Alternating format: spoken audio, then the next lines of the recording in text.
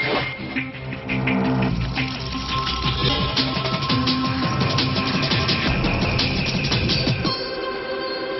48 heures à haut risque pour les forces de police à l'occasion d'Angleterre-Colombie, demain à Lens et Allemagne-Iran, ce soir à Montpellier où plus de 1500 policiers et gendarmes sont mobilisés.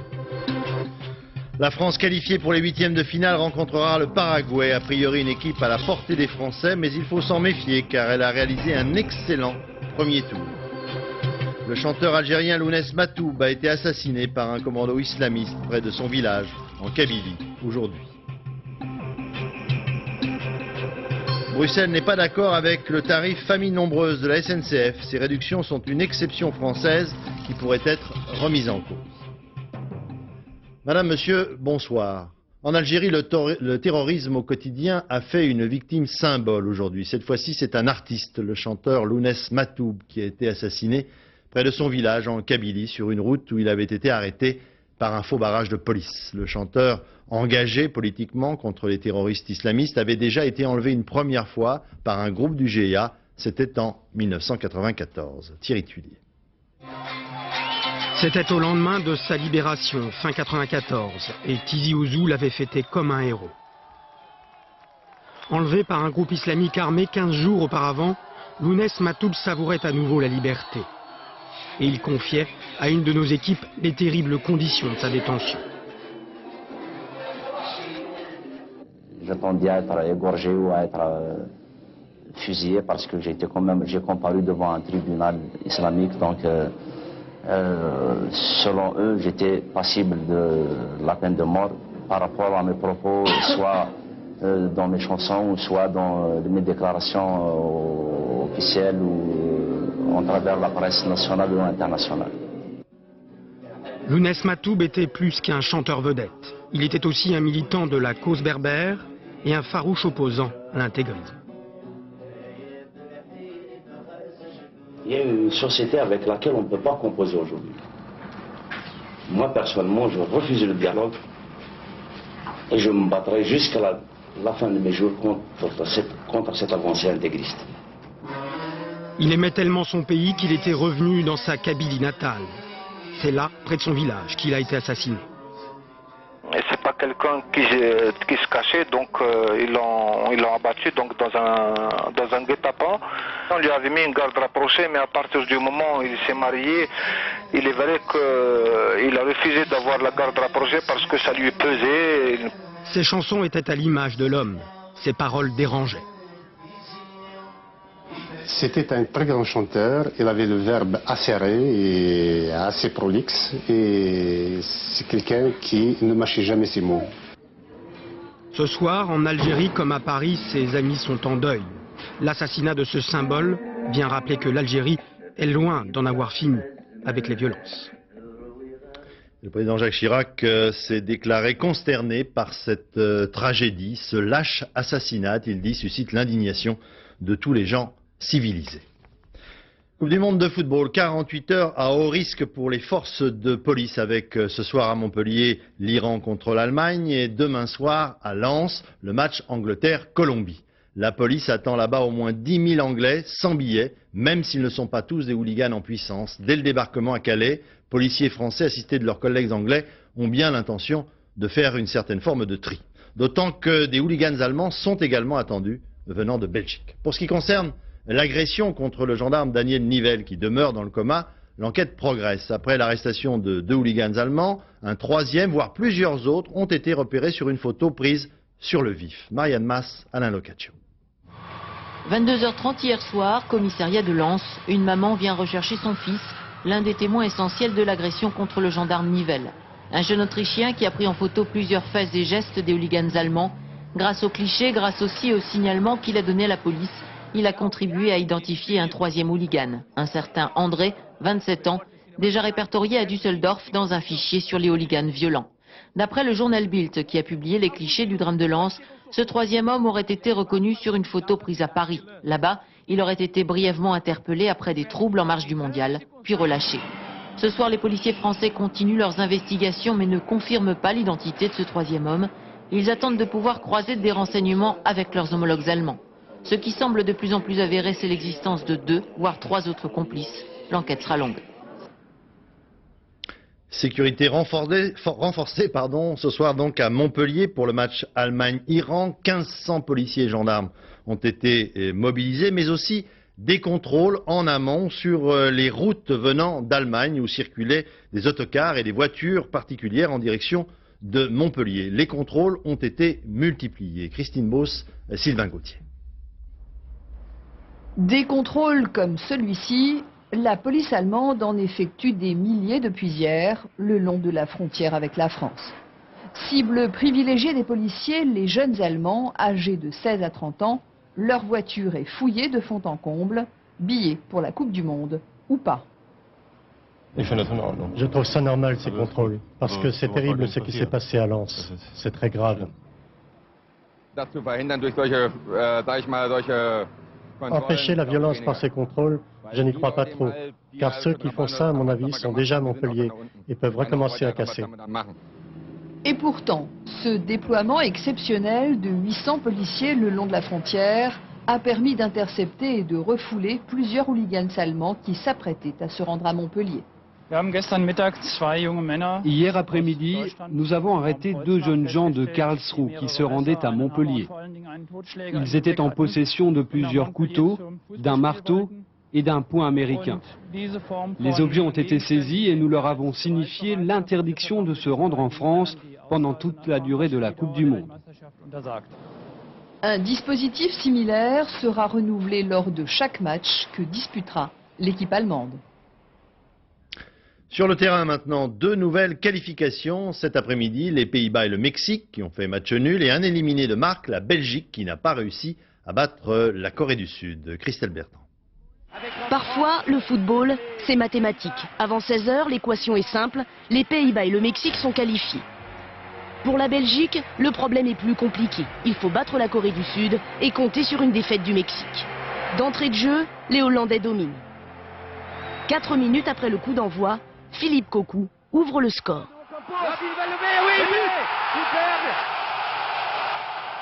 Au Parc des Princes, la logique est aussi respectée. Les Belges prennent l'avantage, Nilis profite du rebond et marque. À ce moment-là, la Belgique est qualifiée, mais Nilis sait qu'il vaut mieux ne pas trop s'emballer. À Saint-Étienne, le deuxième but hollandais consolide à distance la qualification belge. À Paris, c'est l'heure de la sieste, les Diables Rouges dominent, il n'y a plus de suspense. Mais à 17h28, tout le monde se réveille. La Corée s'accroche et égalise. Les Belges ne sont plus qualifiés. Les Coréens n'ont jamais gagné un match en Coupe du Monde. Avec ce but, ils sauvent l'honneur. 4 minutes plus tard, les Mexicains en font de même. Les Pays-Bas mènent encore 2-1. La fin du match approche, dernière action, dernière relance et dernière seconde du match, le Mexique égalise. Hernandez qualifie son équipe pour les huitièmes de finale. Au Parc des Princes, les Belges sont effondrés, les Diables Rouges sont éliminés. On peut se tromper, mais on a l'obligation de s'excuser. L'arbitre américain de Brésil-Norvège ne s'était pas trompé, lui. Il y avait bien pénalty contre le Brésil à la dernière minute. Un document le prouve. François Brabant. À tous ceux, nous compris, qui avaient affirmé que la victoire de la Norvège était tirée par les cheveux, voici la réponse. Quelque chose a bien été tiré, mais c'est le maillot de Torre André Flo. Cette image prise de derrière les buts du Brésil ne laisse aucun doute, il y avait bien pénalty. Pourtant ce soir-là, on n'a pas été nombreux à l'accorder. À vitesse normale, ça allait trop vite pour nous. Sur le premier ralenti, on arrive après la faute et sur le deuxième aussi. Bref, nous, on n'avait pas sifflé pénalty. On a préféré siffler Monsieur Baharmastre, l'arbitre, l'américain, forcément inculte en football. Monsieur Baharmastre qui a vu ce que 17 caméras n'avaient pas pu montrer, qui n'a pas eu peur du Brésil et des Brésiliens, que beaucoup, nous compris, auraient bien tiré hors du mondial. Mais voilà, si quelque chose a bien été tiré, c'est le maillot de Torre André Flo. L'arbitre l'avait vu, justice lui soit rendue, à lui et à la Norvège, qui n'a pas du tout triché et nous a incité ce soir à un peu plus d'humilité. Et l'on reparle de la ténébreuse affaire de billets volés la semaine dernière chez un tour opérateur américain à Paris. L'entreprise avait déclaré, souvenez-vous, un cambriolage et la disparition de 1500 billets plus une somme de un peu plus de 3 millions de francs. Aujourd'hui, on a appris que 4 personnes étaient placées en garde à vue, parmi lesquelles des dirigeants de cette société. Thibaut de Barbérac, Guillaume Faudra. Derrière cet échafaudage, un immeuble que les policiers fréquentent régulièrement depuis quelques jours. Ici se trouve le siège parisien d'un tour opérateur américain, Prime Sport International, un tour opérateur chargé de commercialiser 40 000 billets de la Coupe du Monde. Mais selon des supporters brésiliens et vénézuéliens, Prime Sport n'aurait pas livré tous les billets qui lui ont été commandés. La police commence à s'intéresser à l'affaire lorsque, coup de théâtre, la semaine dernière, les locaux sont cambriolés. Les voleurs seraient passés par l'échafaudage et selon le tour opérateur, 3 300 000 francs et 15 000 billets ont disparu du coffre.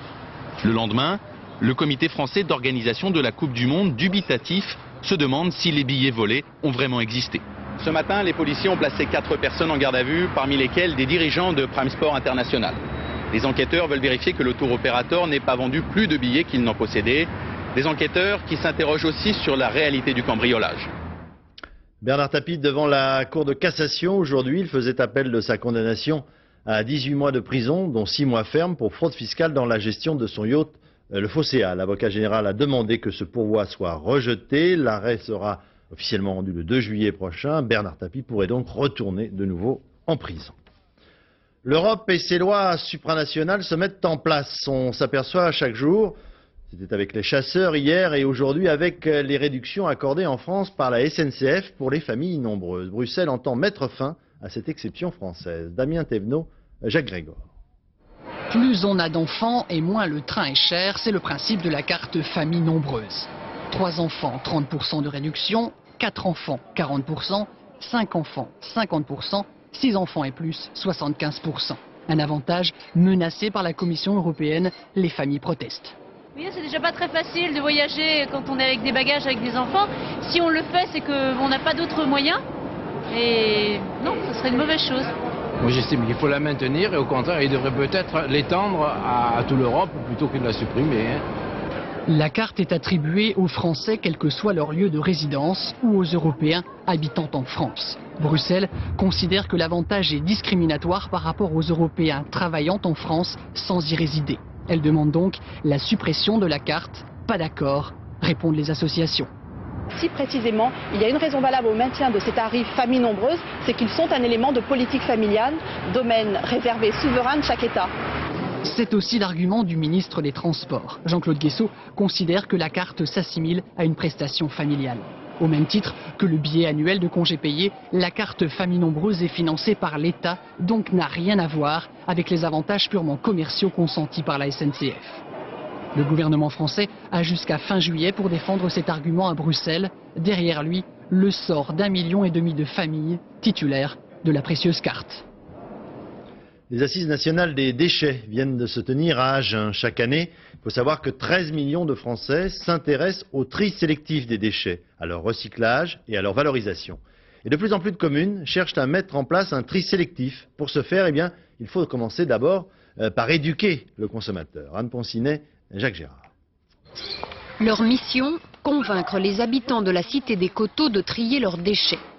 À commencer par la locataire de cet appartement qui n'a pas le temps de les écouter, mais qui de toute évidence ne pratique pas le tri sélectif. J'ai vu là dans votre poubelle, vous avez une bouteille plastique aussi, regardez des emballages en carton. J'ai de tout. De tout, hein. Vous savez que je crois qu'il y a plus de 70% de votre poubelle qui va au bac bleu. Siga et Arié, les 2 ambassadrices du tri, ont une alliée, la gardienne. À L3, elles assurent une information directe auprès des habitants qui vaut mieux que tous les prospectus ou affichettes. Je me rends compte quand il y a du verre dans les poubelles ou je vois des poubelles de plastique, du papier, tout ça dedans. Des fois j'arrive à savoir qui c'est et donc j'envoie les ambassadrices chez ces personnes. Depuis 1 an, elles défendent le principe du tri en porte-à-porte et en général, elles rencontrent des habitants intéressés. Ils demandent parfois à quoi ça sert, mais ils participent au tri parce qu'ils ont l'impression de s'intéresser plus à leur environnement, que tout soit propre. Nous, on est un quartier chic, on est quand même bien, on est la ZUP, mais on est un quartier chic, on trie. Confirmation au centre de tri de Mulhouse, le quartier des Coteaux, pourtant considéré comme un quartier difficile, est plutôt performant. La collecte sélective n'est plus réservée aux zones pavillonnaires. Elle est aujourd'hui pratiquée par toutes sortes de communes, au nombre de 10 000 en France.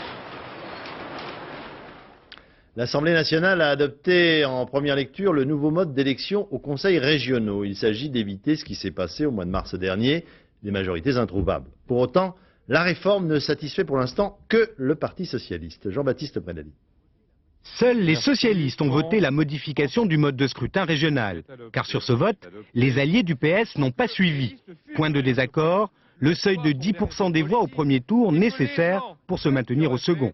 Les tractations entre gouvernement et communistes n'ont pas abouti. Et avant le vote, dans l'hémicycle, on est passé à l'échange de propos aigre-doux. Il n'est pas question que l'union à laquelle nous sommes attachés se fasse sous la contrainte d'une loi.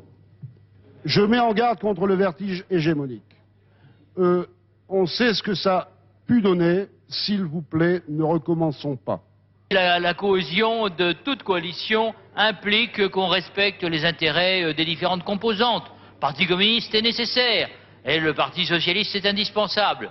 Donc voilà. La loi adoptée hier soir fait passer d'un scrutin de liste départemental à des circonscriptions régionales. Le mandat des conseillers régionaux est réduit de 6 à 5 ans. Désormais, il y aura 2 tours de scrutin. Une prime majoritaire donnera un quart des sièges à la liste arrivée en tête. Pour accéder au second tour, il faudra donc d'abord avoir obtenu 10% des voix.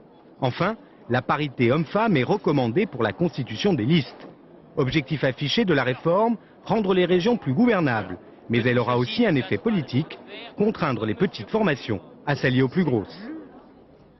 L'actualité internationale, le président américain Bill Clinton est arrivé pour un voyage de plusieurs jours en Chine, voyage politique, voyage officiel, mais aussi très économique.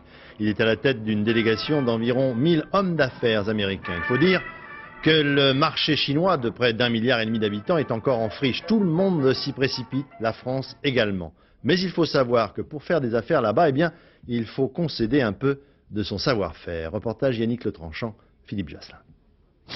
Des villes qui poussent comme des champignons. Shenzhen, sur les bords de la mer de Chine, 3500 habitants il y a 15 ans, 3,5 millions aujourd'hui.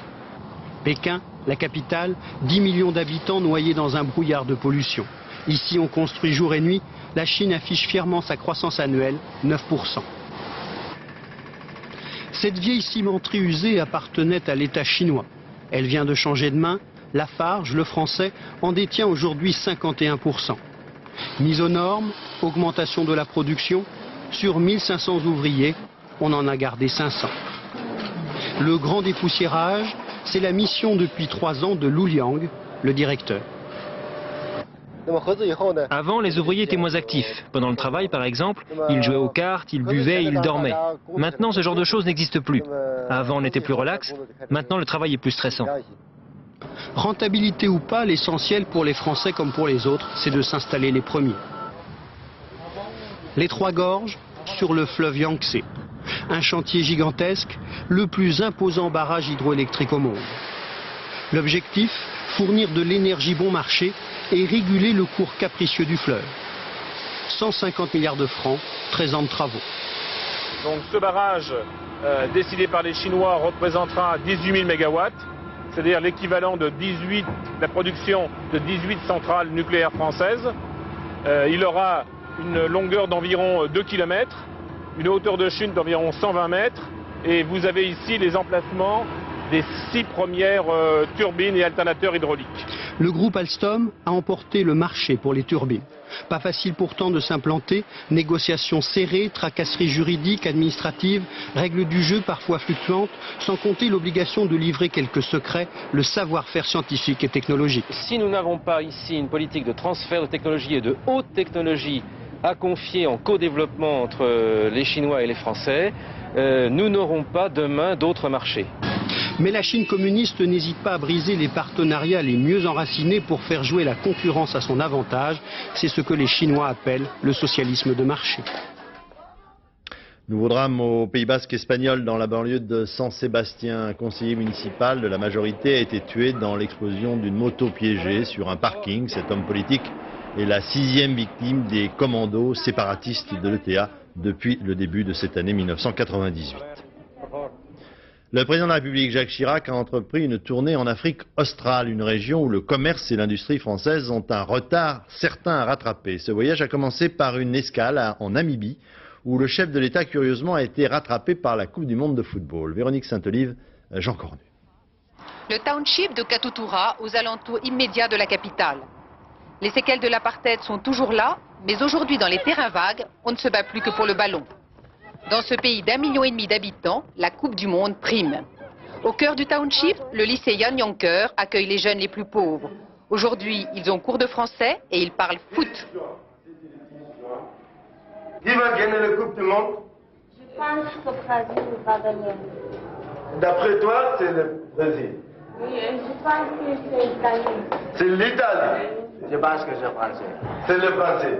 Parce qu'il joue plus bien que les autres. Ces 9-là ont de la chance. Ils ont été sélectionnés pour aller à Paris et la semaine prochaine, ils participeront à la Coupe des moins de 18 ans et assisteront à un match au Stade de France. Nous allons là-bas pour jouer au football et montrer que les Namibiens ne sont pas des Mickey. Ils sont capables de jouer au foot. Le président de la République est bien de cet avis. En visitant l'école cet après-midi, il a tenu à poser pour la photo de famille. Lui aussi pense qu'il n'y a pas de meilleur moyen que le foot pour faire découvrir la France à ses jeunes. J'espère que vous allez passer un bon séjour à Paris et que vous en profiterez. Demain matin, Jacques Chirac s'envole pour l'Afrique du Sud, accompagné d'une 60aine d'hommes d'affaires. Tous souhaitent créer ou renforcer des liens avec ce pays d'Afrique le plus prometteur et où la France ne représente aujourd'hui que 3% de part de marché.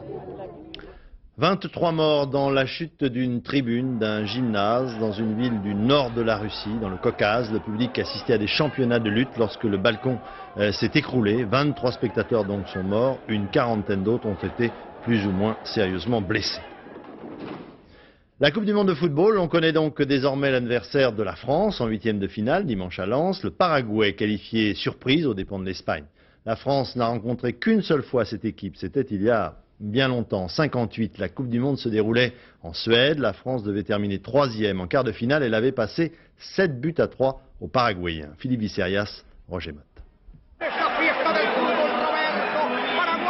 Ils n'en reviennent toujours pas, les commentateurs de la télévision paraguayenne. Un but après 50 secondes de jeu. Deux autres tout aussi beaux. Et au bout du suspense, voilà le Paraguay, vainqueur du Nigeria, en huitième de finale de la Coupe du Monde. Du coup, ses supporters s'y croient déjà. Le Paraguay est prêt pour aller jusqu'en finale. Et même si Dieu le veut, pour être champion du monde. C'est nous qui avons le meilleur gardien de but du monde. Les supporters paraguayens ne s'y trompent pas. Si leur équipe en est là, elle le doit à José Luis Chilavert, une muraille désignée meilleur gardien du monde ces 2 dernières années. Chilavert, légende vivante au Paraguay.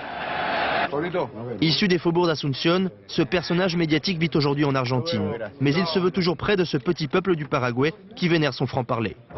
La pression, ça n'existe pas dans le football. La pression, c'est ce que ressentent les gens qui n'ont pas assez d'argent pour nourrir leurs enfants. À l'entraînement, Chilavert se prépare comme un gardien de but. Mais il possède en plus une botte secrète. Spécialiste au découp franc, il a déjà marqué 27 fois sur coup de pied arrêté. Il y a quelques jours, face à la Bulgarie, Chilavert aurait même pu devenir le premier gardien buteur de la Coupe du Monde. Autour de lui, une équipe solidaire qui entend bien défendre ses chances face à la France. Ce sera une tâche très difficile. Peut-être devrons-nous suer des gouttes de sang pour gagner ce match, mais nous avons confiance en nous.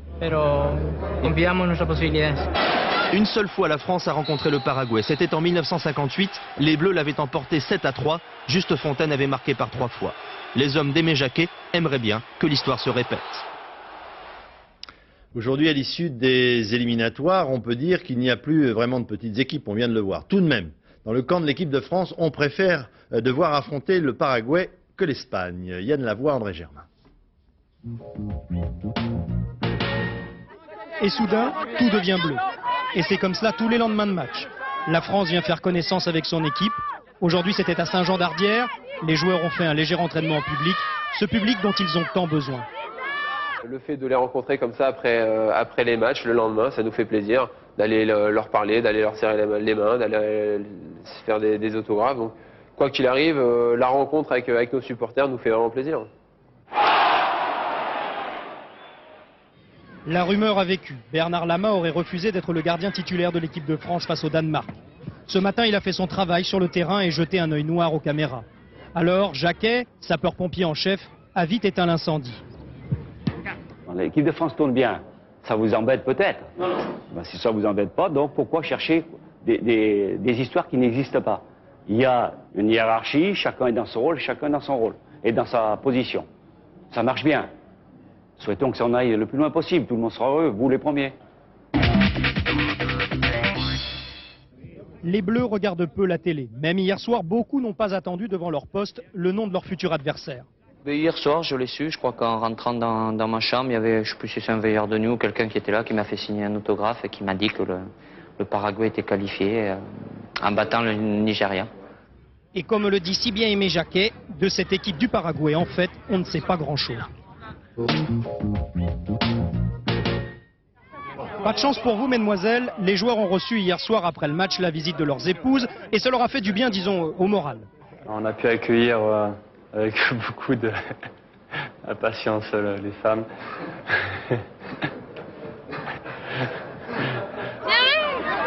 Et certaines sont mieux renseignées que d'autres. Thierry Henry, lui, présente l'avantage d'être célibataire.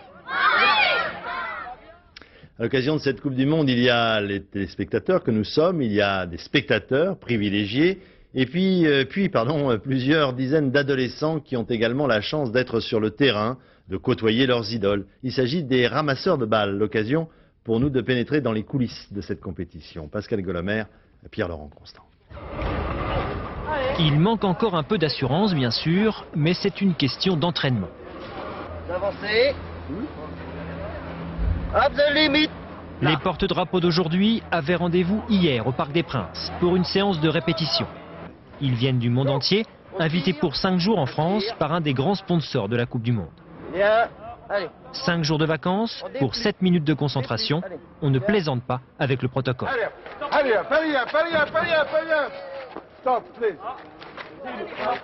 Pour les premiers matchs, on pensait ne pas être prêt. Puis en fin de compte, les enfants sont conscients de l'importance et l'enjeu de leur participation. Et le jour du match, ils font un effort extraordinaire pour être respectueux de tous les rites et de la cérémonie. Les ramasseurs de ballons les ont rejoints aujourd'hui, 5 heures avant le match. Eux aussi viennent du monde entier, Amérique du Sud, Pays-Bas, Irlande, Allemagne ou Italie. Mais cette fois, pas de répétition. Tout se passe dans les vestiaires. Consigne d'avant-match en multilingue. Chacun découvre le rôle qu'il jouera dans quelques minutes, avec ou sans ballon. Ce n'est pas toujours très clair, alors on passe aux cours particuliers.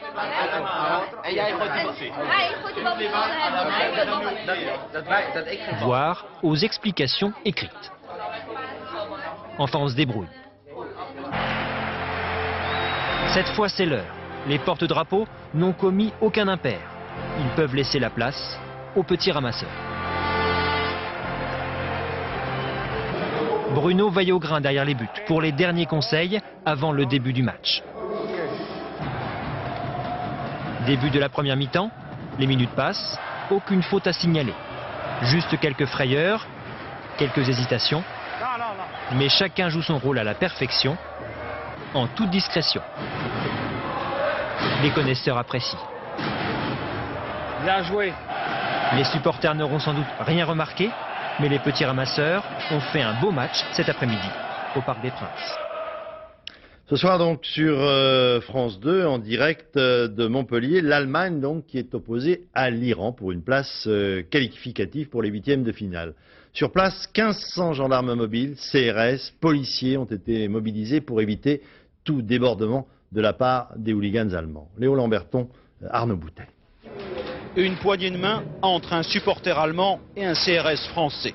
Pardon la France, le message s'accompagne d'une petite enveloppe pour le gendarme blessé à Lens. 5500 francs récoltés place de la Comédie en début d'après-midi et des supporters excédés par les hooligans. Laisser un flic qui se fait taper par 50 hooligans, ça fait mal au cœur. Donc on peut faire comme dans la Légion ou comme dans les films de karaté, on peut jeter dedans et puis dire aux gens bon allez arrêtez, même si on en prend plein la tête. Pour éviter d'en arriver là, les policiers en tenue et les hommes des brigades anticriminalité restent groupés. Des physionomistes allemands ont fait le déplacement. Avec leurs collègues français, ils observent la foule à la recherche des hooligans les plus dangereux. Pour l'instant, quelques-uns ont été repérés, oui, effectivement, mais sans éléments significatifs pour pouvoir procéder à une interpellation préventive. Du PC de la préfecture partent les ordres à l'attention des 1500 policiers, gendarmes et pompiers. La journée a été calme et les policiers allemands se veulent confiants. On ne peut pas prévoir qu'il n'y a pas de casseurs. On est sûr qu'il y en a, mais ils vont se comporter d'une toute autre manière par rapport à Lens. Ce ne sera pas la même chose, ce ne sera pas le même genre de comportement. Quel genre alors? En supporter. Et lorsque des milliers d'Allemands et Iraniens dansent sur le même rythme, on peut espérer que la journée se termine comme elle a commencé. Ce soir, au même endroit, le match sera retransmis sur écran géant. Eux ont beaucoup marché. Contrôle après contrôle, ils atteignent enfin le stade. Avec le sourire, c'est l'essentiel. Et puis la disparition à l'âge de 89 ans du comédien Jean Mercure et de sa femme, qui était également comédienne. Le couple a décidé de mettre fin à ses jours dans leur appartement parisien. Jean Marais, hospitalisé dans un établissement de Nice. En octobre dernier, l'acteur avait déjà été hospitalisé pour une double pleurésie. Jean Marais est âgé de 84 ans et il vit et travaille à Valoris. Avant de nous quitter pour laisser place au football, rappel des principaux titres de l'actualité de ce jeudi. 48 heures donc à haut risque pour les forces de police à l'occasion d'Angleterre-Colombie demain à Lens et d'Allemagne-Iran ce soir à Montpellier où plus de 1500 policiers et gendarmes ont été mobilisés. Le chanteur algérien Lounès Matoub a été assassiné par un commando islamiste. Cela s'est passé aujourd'hui près de son village en Kabylie. Dans un instant, la météo, Sophie Davant, 20h50, Allemagne-Iran. Demain soir, ici même à 20h, vous retrouverez Béatrice Schoenberg. Je vous souhaite une excellente soirée sur notre chaîne. Au revoir, à lundi.